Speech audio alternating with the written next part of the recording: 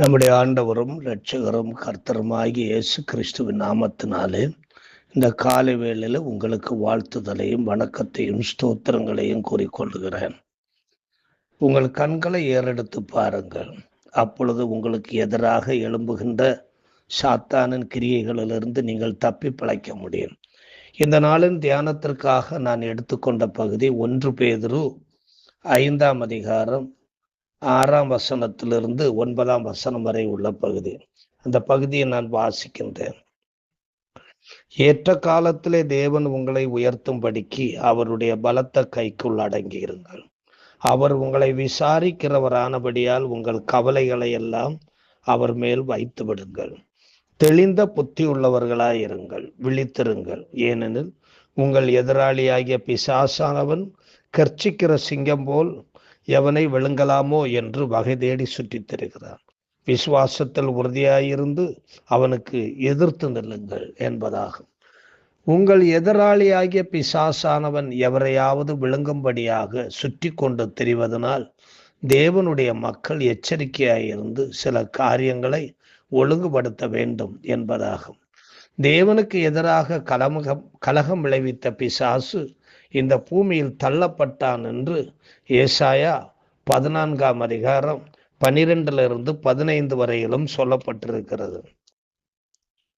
அதிகாலையின் மகனாகிய விடிவெள்ளியே, நீ வானத்திலிருந்து விழுந்தாயே.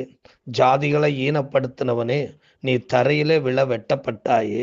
நான் வானத்துக்கு ஏறுவேன், தேவனுடைய நட்சத்திரங்களுக்கு மேலாக என் சிங்காசனத்தை உயர்த்துவேன். வடபுறங்களில் உள்ள ஆராதனை கூட்டத்தின் பர்வதத்திலே வீற்றிருப்பேன் என்றும், நான் மேகங்களுக்கு மேலாக உன்னதங்களில் ஏறுவேன், உன்னதமானவருக்கு ஒப்பாவேன் என்றும் நீ உன் இருதயத்தில் சொன்னாயே. ஆனாலும் நீ அகாதமான பாதாளத்திலே தள்ளுண்டு போனாய். லூக்கா 10ஆம் அதிகாரம் 18 19 வசனங்களில் இயேசு கிறிஸ்து சொல்லுவதை பார்ப்போம். சாத்தான் மின்னலை போல வானத்திலிருந்து விழுகிறதை கண்டேன். இதோ சர்ப்பங்களையும் தேள்களையும் மிதிக்கவும் சத்துருவனுடைய சகல வல்லமையும் மேற்கொள்ளவும் உங்களுக்கு அதிகாரம் கொடுக்கிறேன், ஒன்றும் உங்களை சேதப்படுத்த மாட்டாது என்று ஆண்டவராகிய இயேசு கிறிஸ்து சொல்லுகிறார். பிசாசானவன் நல்லவர்களை கெடுப்பவனாகவும் பிஞ்சு உள்ளங்களில் களைகளை விதைக்கிறவனாகவும் இருக்கிறான். நல்லவர்களை குறித்து இல்லாததும் பொல்லாததும் சொல்லி இட்டுக்கட்டி மனிதர்களை நம்ப வைக்கிறான் பிசாசானவன். அப்போஸ்தலனாகிய பேதுரு இந்த சாத்தானுடைய அபகரிக்கப்படுதலை, எப்படியாவது மனிதனை விழுங்க வேண்டும், அவனை அழிக்க வேண்டும், அவனை ஒன்றுமில்லாமல் ஆக்க வேண்டும், தேவனுக்கு எதிரானவனாக அவனை உருவாக்க வேண்டும் என்று சாத்தான் வகை தேடி சுற்றி தெரிந்து கொண்டிருக்கிறார். அப்படிப்பட்ட சூழ்நிலைகளை எதிர்த்து நிற்க வேண்டும் என்றால், அப்படிப்பட்ட சாத்தானுடைய அடிமைத்தனத்திற்குள் அகப்படாமல் இருக்க வேண்டும் என்றால், அப்போஸ்தலனாகிய பேதுரு 6 காரியங்களை நமக்கு முன்னாடி இங்கே வைத்திருக்கிறார். அவர் சொல்லுகிறார், 1 பேதுரு 5ஆம் அதிகாரம் 6ஆம் வசனத்தில் அவர் சொல்லுகிறார், ஏற்ற காலத்திலே தேவன் உங்களை உயர்த்தும்படிக்கு அவருடைய பலத்த கைக்குள் அடங்கி இருங்கள். ஆண்டவருடைய கைக்குள் அடங்கி இருப்பது என்பது கீழ்ப்படிதலாக இருக்கிறது, பணிந்து நடக்கிறதா இருக்கிறது, தன்னை தாழ்த்தி ஒப்பு கொடுத்து அடக்கத்தோடும் ஒடுக்கத்தோடும் நடந்து கொள்வதாய் இருக்கிறது. பெரியவங்களுக்கு சிறியவங்க கீழ்ப்படிந்து நடப்பது போல அகலத்தையும் அகிலத்தையும் உண்டாக்கிய தேவனுக்கு முன்னாடி அவருடைய கரங்களுக்குள்ளாக அடங்கி வாழ வேண்டும் என்று தேவன் விரும்புகிறார். அவருடைய ஆளுகைக்கு வெளியே போய் நீ எதையும் செய்திடக்கூடாது என்று அவருடைய கைக்குள்ளே அடங்கி இருக்க ஆண்டவர் கட்டளையிடுகிறார். அப்பொழுதுதான் அவர் உங்களை உயர்த்த முடியும். அவருடைய கைக்குள் அடங்கி இருந்து கீழ்ப்படிஞ்சு கற்றுக்கொள்ள வேண்டியவைகளை கற்றுக்கொண்டால்தான் தேவன் உங்களை உயர்த்த முடியும். 7ஆம் வசனத்திலே அப்போஸ்தலனாகிய பேதுரு சொல்லுகிறார், அவர் உங்களை விசாரிக்கிறவரானபடியால் உங்கள் கவலைகளை எல்லாம் அவர் மேல் வைத்து விடுங்கள். அவர் உங்களை அன்றாடம் விசாரிக்கிறவராக தான் இருக்கிறார். பராமரிப்பதற்காக விசாரிக்கிறார். உங்களை குறித்து அறிந்து கொள்வதற்காக விசாரிக்கிறார். உங்களை குறித்து கவனம் இல்லாமல் அவர் இருக்கவில்லை. உங்களை குறித்து எப்பொழுது கரிசனை உள்ளவராகத்தான் இருக்கிறார். ஆகையினால் உங்கள் கவலைகளை நீங்கள் மனிதர்களிடத்திலே சொல்ல வேண்டாம். உங்கள் கவலைகளை வேறு எங்காவது கொண்டு போய் தொலைக்க வேண்டாம். உங்கள் கவலைகளை தொலைப்பதற்காக உங்களை நீங்கள் அழித்து கொள்ள வேண்டாம். உங்கள் கவலைகளை எல்லாம் அவர் மேல் வைத்து விடுங்கள். உங்களை விசாரித்து பராமரித்து செய்ய வேண்டியவைகளை ஒழுங்குபடுத்தி செய்யக்கூடிய அவராய் இருப்பதனாலே உங்கள் கவலைகளை எல்லாம் அவர் மேல் வைத்து விடுங்கள் என்று சொல்லுகிறார். மூன்றாவது 8ஆம் வசனத்திலே சொல்லுகிறார், தெளிந்த புத்தியுள்ளவர்களாய் இருங்கள், கலங்கிய மனமாய் இராதீர்கள், பதட்டம் உள்ள இருதயம் உடையவர்களாய் இருக்காதீர்கள், தெளிந்த புத்தி உள்ளவர்கள். தெளிந்த புத்தி எப்படி வரும்?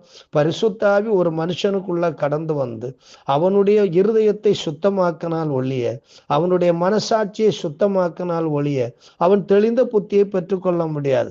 வசனத்தின் அடிப்படையிலே சிந்திப்பது தெளிந்த புத்தி.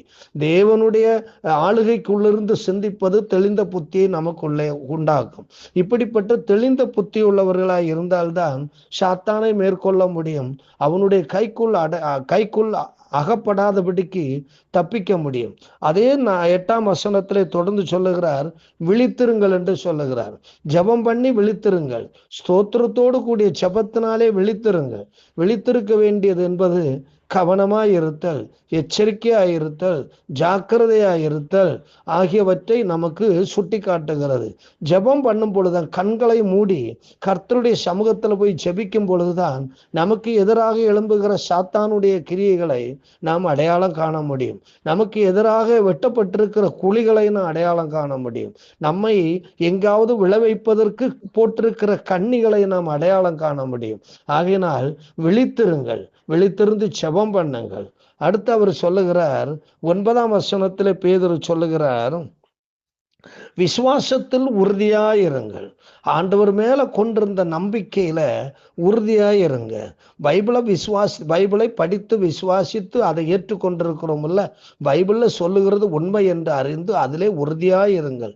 ஆண்டவர் உங்களை நடத்துகிறவர் என்று சொல்லி இருக்கிறதல்லவா, ஆண்டவர் உங்களை பராமரிக்கிறவர் என்று சொல்லி இருக்கிறதல்லவா, ஆண்டவர் உங்கள் மேல் அவர் கவனமாயிருந்து உங்கள் எல்லா தேவைகளையும் சந்திக்கிறவர் என்று சொல்லி இருக்கிறதல்லவா. ஆகையினாலே அந்த விசுவாசத்திலே உறுதியாயிருங்கள். குறைவுகள் ஏற்பட்டாலும் என் ஆண்டவர் எல்லாவற்றையும் எனக்கு பார்த்து கொள்வார், அவர் எல்லாவற்றையும் நடத்துவார், அவர் எனக்கு போஷிப்பார், அவர் எனக்கு போதிப்பார் என்று சொல்லி விசுவாசத்திலே உறுதியாயிருங்கள். விசுவாசத்தில் ஆண்டவர் மேல இருக்கிற பற்று உங்களுக்குள்ள அதிகரிக்க தான் சாத்தானை நீங்கள் மேற்கொள்ள முடியும். கடைசியாக அதே பேதுரு சொல்லுகிறார், பிசாசுக்கு எதிர்த்து நில்லுங்கள் என்று சொல்லுகிறார். பிசாசானவனுக்கு எதிர்த்து நிற்க வேண்டும். ஜெபம் தேவனோடு உங்களுக்கு நல்ல தொடர்புகளை உருவாக்குகிறது. ஜெபத்தின் மூலமாய் தேவனோடு உங்களுக்கு நல்ல தொடர்புகள் இருக்கிறது. அப்படி இருக்குமானால், ஜெபத்தின் மூலம் தேவனோடு உங்களுக்கு நல்ல தொடர்புகள் இருக்குமானால் நீங்கள் பிசாசை எதிர்த்து சண்டை பண்ண முடியும். பிசாசனுடைய கண்ணிகளில் அகப்படாமல் இருக்க முடியும். பிசாசானவன் உங்களை விழுங்குவதற்கு வகை தேடுகிறான் அல்லவோ, அதிலிருந்து நீங்க தப்பி பிழைக்க முடியும். உங்கள் எதிராளியை குறித்து நீங்கள் அடையாளம் கண்டு கொள்ள வேண்டுமென்றால், உங்கள் எதிராளியை அறிந்து தோற்கடித்து ஜெயித்திருக்க ஆண்டவருடைய பாதத்துல உட்கார்ந்தாதான் உங்கள் எதிராளியை நீங்கள் அடையாளம் கண்டு கொண்டு அவனை ஜெயிக்க முடியும். ஆகையினாலே பிசாசானவன் உங்களை விழுங்குவதற்கு வகை தேடி சுற்றி திரிகின்ற இந்த சூழல்ல நீங்கள் எப்பொழுதும் அவருடைய கைக்குள் அடங்கி இருங்கள். உங்கள் கவலைகளை ஆண்டவர் மேல் வைத்து விடுங்கள்.